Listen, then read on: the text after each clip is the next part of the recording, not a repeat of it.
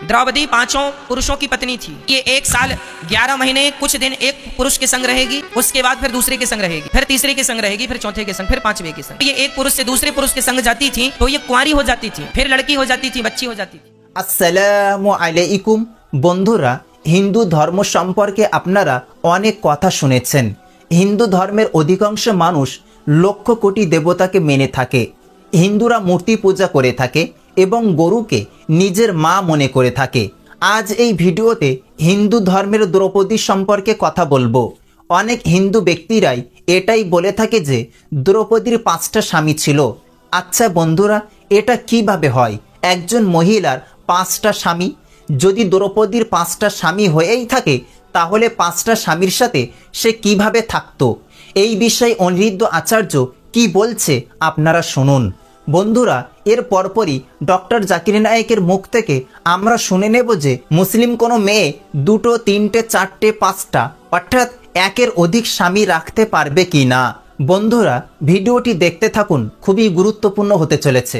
द्रौपदी 5 पुरुषों की पत्नी थी, पर ये कैसी थी? यहाँ एक बंटवारा था कि ये 1 साल 11 महीने कुछ दिन एक पुरुष के संग रहेगी, उसके बाद फिर दूसरे के संग रहेगी, फिर तीसरे के संग रहेगी, फिर चौथे के संग, फिर 5वें के संग। और द्रौपदी कोई सामान्य महिला नहीं थी। द्रौपदी अयोनिजा है। अयोनिजा जानते हो किसे कहते हैं? जो योनि से प्रकट नहीं होती। मैं और आप योनिजा हैं, योनि से प्रकट हुए हैं माँ के गर्भ से, पर द्रौपदी माँ के गर्भ से प्रकट नहीं हुई, द्रौपदी अग्नि से प्रकट हुई है। तो द्रौपदी जब एक पुरुष से दूसरे पुरुष के पास जब वो भीम के बाद अर्जुन के पास जाती थी, उस समय वो कुंवारी हो जाती थी। ये पंचकन्याएं हैं, द्रौपदी पंचकन्याओं में आती है। जब ये एक पुरुष से दूसरे पुरुष के संग जाती थी तो ये कुंवारी हो जाती थी, फिर लड़की हो जाती थी, बच्ची हो जाती थी। इनका कुंवारपन इनको वापस मिल जाता था। ये शक्ति थी। इन्हें 5 पति क्यों मिले, इनका भी एक रहस्य है। शंकर जी का इन्होंने जप किया था माता द्रौपदी ने पिछले जन्म में। तो शंकर जी से इन्होंने कहा था कि हमें ऐसा पति मिले जो बड़ा धनुर्धर हो, ऐसा पति मिले जो बड़ा सुंदर हो, ऐसा पति मिले जो बड़ा बलवान हो, ऐसा पति मिले जो ये हो और ऐसा पति मिले जो वो हो। शंकर जी ने कहा ये सारे गुण एक आदमी में तो नहीं है, पर ये 5 लोगों में रहेंगे तो एक काम करो, तुम्हें 5 पति मिलेंगे। शंकर जी ने वरदान दिया। इसलिए जो द्रौपदी ने मांगा था कि उन्हें 5 गुण वाला पति चाहिए, जिनके अंदर ये 5 गुण हो। दुनिया का सर्वश्रेष्ठ धनुर्धर हो, और दुनिया का सर्वश्रेष्ठ धर्मात्मा हो, और दुनिया का सर्वश्रेष्ठ बलशाली हो, और दुनिया का सर्वश्रेष्ठ सुंदर हो। सुंदर इसलिए धर्मराज युधिष्ठिर धर्मात्मा थे, भीम भैया बलशाली थे, अर्जुन गांडीवधारी थे, नकुल बहुत सुंदर थे, नकुल और सहदेव अत्यधिक सुंदर थे। ऐसे 5 चीजें द्रौपदी माँ ने मांगी। तो शंकर जी ने कहा ये 5 एक आदमी में तो नहीं होगा, पर तुम्हें 5 पति मिलेंगे। तो इसके कारण उन्हें 5 पति की प्राप्ति हुई, युधिष्ठिर, भीम, अर्जुन, नकुल और सहदेव। বন্ধুরা, এতক্ষণ ধরে আপনারা অনিরুদ্ধ আচার্যের ভিডিওটি দেখলেন। এবার আপনারা দেখতে থাকুন ডক্টর জাকির নায়েকের ভিডিও। মুসলিম মেয়েরা একের অধিক স্বামী রাখতে পারবে কি না। আরেকটি মেয়ে ডক্টর জাকির নায়েককে প্রশ্ন করছে যে যদি নিজের স্বামীর মধ্যে কোনো কমতি থাকে তাহলে সেই মেয়েটি আর এক বিবাহ করতে পারবে কি না। এক কথাই বন্ধুরা, মেয়েদের একের অধিক বিবাহ নিয়ে डॉक्टर जाकिर नायक की बोलছেন আপনারা পুরো বিষয়টি শুনুন।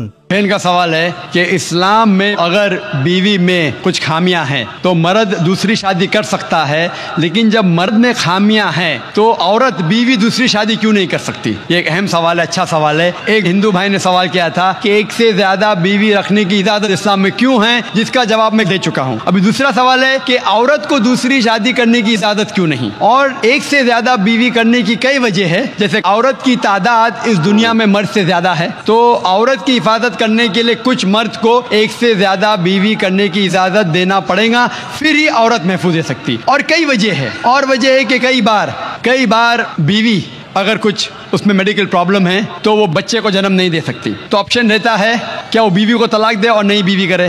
लेकिन इस्लाम में उस बीवी को भी देखे और नई बीवी कर सकते हैं, और दोनों बीवी की देखभाल कर सकता है वो इस्लाम में मर्द। इसी तरीके से अगर कोई औरत एक्सीडेंट हो सकता है और अपने शोहर को सेटिस्फाई नहीं कर सकती, तो 2 चीजें हो सकती, वो बीवी को तलाक दे और नई बीवी करे, या पहली बीवी जिसका एक्सीडेंट हो चुका है, जो अपाहिज हो चुकी है, उसको रखे और दूसरी बीवी करे। अगर मेरी बहन अपाहिज हो जाती है तो मैं पसंद करूंगा कि उसका शोहर उसे रखे और दूसरी शादी करे बनिस्बत उसको तलाक दे। तो कई वजह है इस्लाम में कि एक से ज्यादा बीवी रखने की इजाजत इस्लाम में क्यों है, उल्टा क्यों नहीं इजाजत है, औरत क्यों नहीं एक से ज्यादा मर्द रख सकती। सबसे पहला, अगर एक मर्द की एक से ज्यादा बीवी है और जब बच्चा पैदा होता है तो फौरन हमें पता लगता है कि उसका वालिद कौन है, उसकी वालदा कौन है। लेकिन अगर एक औरत के एक से ज्यादा शोहर है, एक औरत के एक से ज्यादा शोहर है, अगर बच्चा पैदा होगा तो वालदा का तो पता लगेगा, वालिद का पता नहीं लगेगा। और आप जब स्कूल में जाएंगे और स्कूल में प्रिंसिपल पूछेगा वालिद का नाम क्या है, कि आपको 2 नाम देने पड़ेंगे। इसीलिए इस्लाम में एक बीवी के एक से ज्यादा शोहर होने की इजाजत नहीं। ये सूरह निसा की आयत है, सूरह नंबर 4 आयत नंबर 23 और 24 और 25 में कि शादीशुदा औरत फिर से शादी नहीं कर सकती। और कई वजह है। हम जानते हैं कि साइंस और टेक्नोलॉजी बढ़ने के बाद आज डीएनए टेस्टिंग के हिसाब से हमें पता चल सकता है कौन वालिद है कौन वालदा है। लेकिन ये तो अभी रिसेंट डिस्कवरी है, इतने साल पहले तो पता नहीं था। और ये एक सिर्फ वजह नहीं है, ये भी 100% डेफिनेट नहीं है, बट मान भी लो 100% डेफिनेट है। ये एक वजह नहीं और कई वजह है। आज साइंस ये कहती है कि man is more sexual as compare to a women. A man is more sexual biologically as compare to a women. तीसरी वजह है कि एक आदमी मल्टीपल शोहर की जिम्मेदारी संभाल सकता है, एक से ज्यादा शोहर की जिम्मेदारी संभाल सकता है, लेकिन औरत एक से ज्यादा बीवी की जिम्मेदारी संभाल नहीं सकती, क्योंकि एक औरत में मेंस्ट्रुअल साइकिल होता है। Due to the menstrual cycle उसकी जहनी हालत बदलते रहती है, due to the estrogen level going up and down. कोई भी डॉक्टर से पूछिए, वो कहेगा कि during this period it is difficult for her to maintain a balance. और मान लो कि जो वजह मैंने कहा कि आदमी एक से ज्यादा बीवी कर सकता है, अगर औरत पे लागू होता है, औरत अगर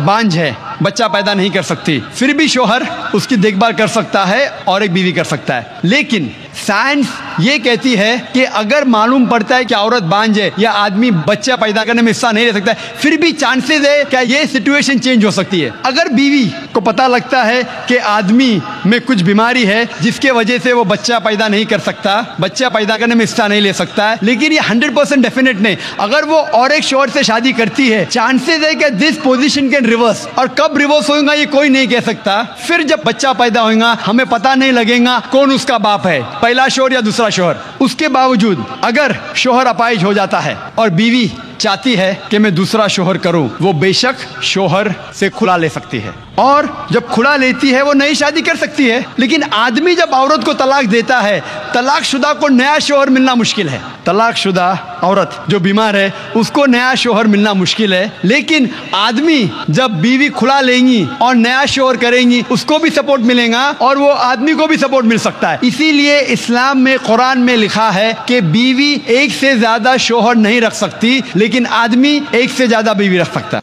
বন্ধুরা, আপনারা উভয়ের ভিডিও ক্লিপটি দেখলেন, শুনলেন এবং বুঝলেন। এই ভিডিওটি সম্পর্কে আপনাদের মূল্যবান মতামত কমেন্ট করে যাবেন। আর হ্যাঁ, এই ভিডিওটিতে একটি লাইক দিয়ে সোশ্যাল মিডিয়ার সমস্ত জায়গায় শেয়ার করে সকলকে ও সকল মুসলিম উম্মাহকে দেখার সুযোগ করে দিন।